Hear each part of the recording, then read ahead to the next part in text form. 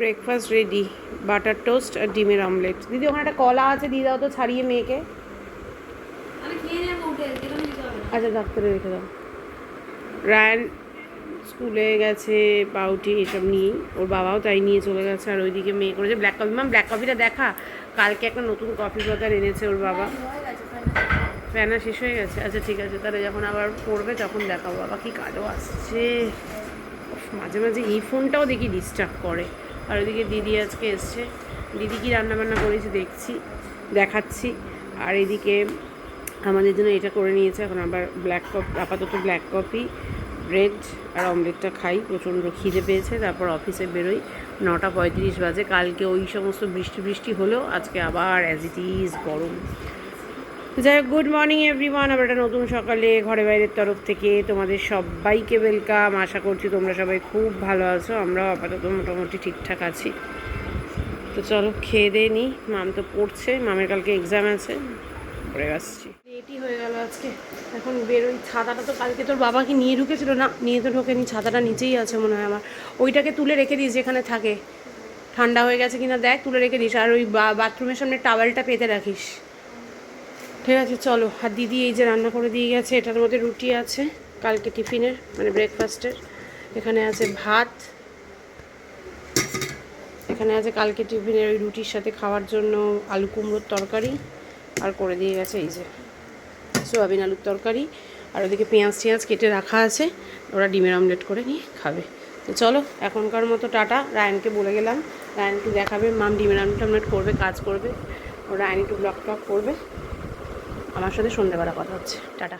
আমি অনেকক্ষণ আগে স্নান করে সব হয়ে গেছে, আমার স্কুল থেকে আসার পর পুজোও দেওয়া হয়ে গেছে। এখন আমরা খেতে বসবো। আমার ডিমের অমলেট কড়া করে একদম একদম কড়া করে একদম একদম কড়া করে হয়ে গেছে।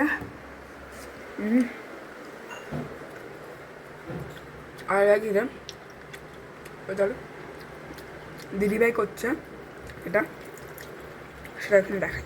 তো চলো আসছি। এই দেখো দিদিভাইটা করছো পেঁয়াজ পাতা দিয়ে, আমাদের নতুন ইনগ্রিডিয়েন্ট, তাই না? পেঁয়াজ পাতা দিয়ে। আর সব থেকে দুঃখের ব্যাপার, সারাদিন টিভি ফোন কোনোটাই চলবে না। কেন? কেন কি আমাদের ওয়াইফাই আসছে না। জাস্ট ভাবো তোমরা, আমাদেরকে সারাদিন ওয়াইফাই ছাড়া থাকতে হবে, নো টিভি নো ফোন। আমি তো দুপুরবেলা তাও একটু টিভি দেখতাম, আমি জানি না কী করবো আমি। তো চলো আমার পরে আসছি, ঘুমাবো তো বটেই। ডিম অমলেট হয়ে গেছে, ঝিঙে পোস্ত হয়ে গেছে। এটা আগের দিন এই মাংসের ঝোল ছিল, সেইটা আমি ডিম অমলেট দিয়ে খাবো। আর একটা এখানে সয়াবিন আছে, সয়াবিনটা একটু টেস্ট করতে বলেছেন না।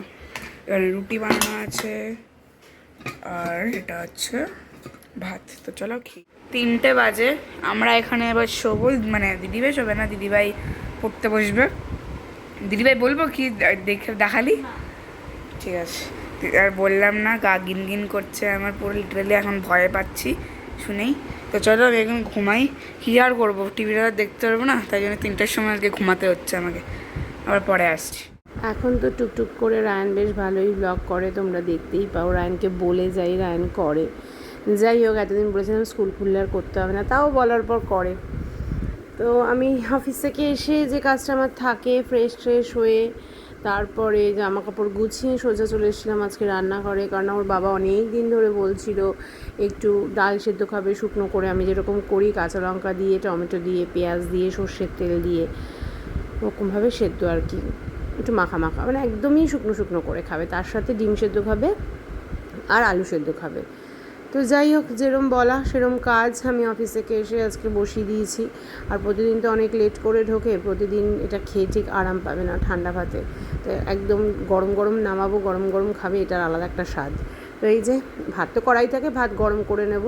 ডাল সেদ্ধ হয়ে গেছে, আর এইদিকে একটু তো একদম শুকনো করে একটু লেগে যায়, ওই জন্য ছুরি দিয়ে একটু জাস্ট সব কিছু একদম ছাড়িয়ে নিলাম।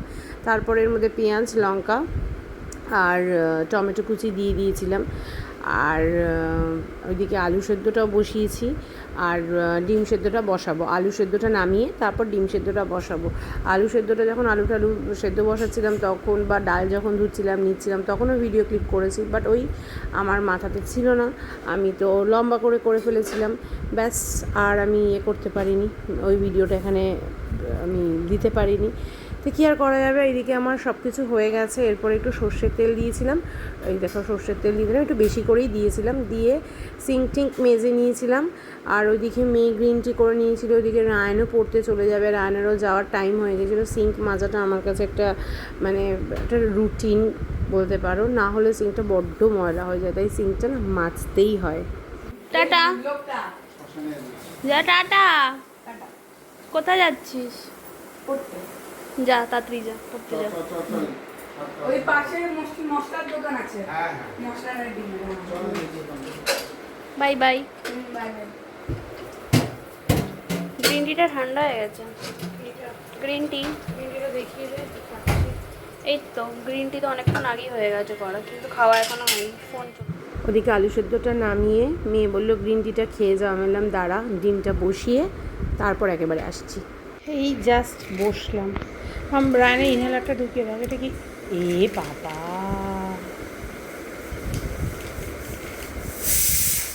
কতবার বলা হলো এটা ঢোকাতে, দেবাঙ্গনের বইটা। যাকে কি আর করবো, নিয়ে জানি। এটা ঢুকিয়ে রাখ না, ইনহেলারটা ও নেয় এখানেই ফেলে রেখে দেয়। যাকে ওদিকে ডিম সেদ্ধটা তো বসিয়েছি দেখলেই, আর এদিকে এখন গ্রিন টিটা খাই। এসিটা চালিয়েছি, ঘেমে নিয়ে অস্থির হয়ে গেছে। এসে পর থেকেও বসিয়ে নিয়ে আজকে একটার পর একটা করে যাচ্ছি, দেখতেই পেলে সেটা। এখন বাজে এই যে 7টা, এই বসলাম গ্রিন টিটা খেয়ে, তারপর আবার রান্নাঘরে যাবো, আলু সেদ্ধটা মাখতে হবে। বলেছিলাম বেকারি বিস্কুট আনতে, এই যে এটা নিয়ে এসছে, আরেকটাও এনেছে। এটা শেষ করলে তারপর আরেকটা ঢালবো। মাম নে, তুই একটা বিস্কিট নে, আমাকে একটা বিস্কিট দে। মেয়ে চা খেয়ে চলে এসেছি রান্নাঘরে। সিটির আওয়াজ পেয়েছিলি চা খেতে খেতে। আলু তো আগেই সেদ্ধ করে নিয়েছিলাম, আলু সেদ্ধর পর ডিম সেদ্ধ বসিয়েছিলাম। তো এখন সব ছাড়িয়ে নিচ্ছে, একেবারে সমস্ত কিছু করে এসিটা চালিয়ে ফ্রেশ হয়ে একবারে বসবো, না হলে প্রচণ্ড কষ্ট হয় গরমে বারবার রান্নাঘরে ঢুকতে। এত গরম পড়েছে না, বলবার মতো নয়। তো যাই হোক, এগুলো সব ছাড়িয়ে নিচ্ছি পরিষ্কার করে।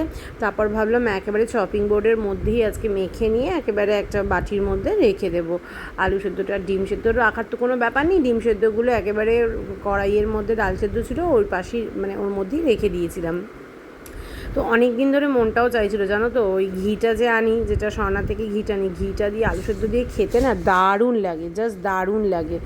তো ওই ঘিটা দিয়ে আজকে আমারও প্রচণ্ড ইচ্ছে ছিল অনেকদিন ধরে, আজকে একেবারে পারফেক্ট দিয়েছিল ওইটা করার জন্য, তো করিয়ে নিচ্ছিলাম। আর একটু বেশি করে লঙ্কা দিচ্ছিলাম, একদম ঝাল না লঙ্কাগুলো। আর 2-4টে শুকনো লঙ্কাও ভেজে নিয়েছিলাম, কারণ শুকনো লঙ্কাটা দিলে না, আমাদের শুকনো লঙ্কাগুলো খুব একটা ঝাল না, যেগুলো এনেছিল ওর বাবা লাস্টবার, খুব একটা ঝাল না। তো ওই জন্য 4টে শুকনো লঙ্কা দিয়েছি। শুকনো লঙ্কাগুলো দিলে কিছুই না, একটা ভালো একটা সেন্ট বেরোয়। তো ওই জন্য ভাবলাম একটু শুকনো লঙ্কাটাও দিয়ে দিই, খেতেও ভালো লাগবে।